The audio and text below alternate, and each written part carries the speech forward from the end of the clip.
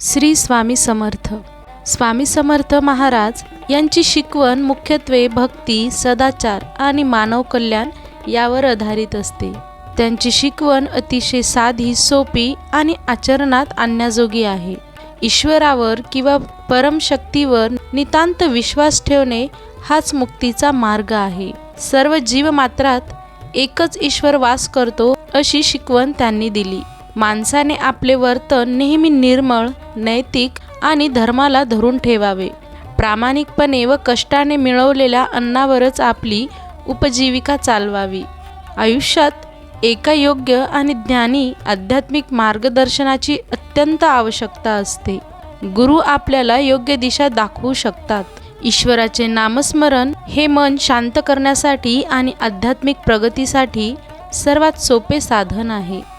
मानवाने आपल्यातील अहंकार पूर्णपणे नष्ट करून ईश्वराच्या चरणी पूर्णपणे शरण जावे, ही स्वामी समर्थांनी मुख्य शिकवण दिली. गरीब, गरजू आणि असहाय्य व्यक्तींना मदत करणे हीच खरी ईश्वराची सेवा आहे. कोणत्याही फळाची अपेक्षा न ठेवता कर्म करत राहावे. आयुष्याची शिकवण म्हणजे लोकांसाठी कितीही केलं तरी त्यांच्याप्रमाणे झालं नाही किंवा अहंकाराला धक्का लागला की ते क्षणात विसरतात. तेव्हा स्वतःवरच राग येतो. पण खरी नाती ही स्वार्थावर नाही तर मनापासून बोललेल्या काही प्रेमाच्या शब्दांवर टिकलेली असतात. संकटाच्या काळात हीच नाती धावत येतात.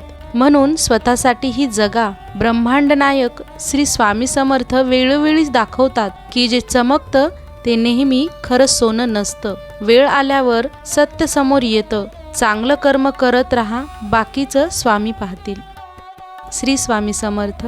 धन्यवाद.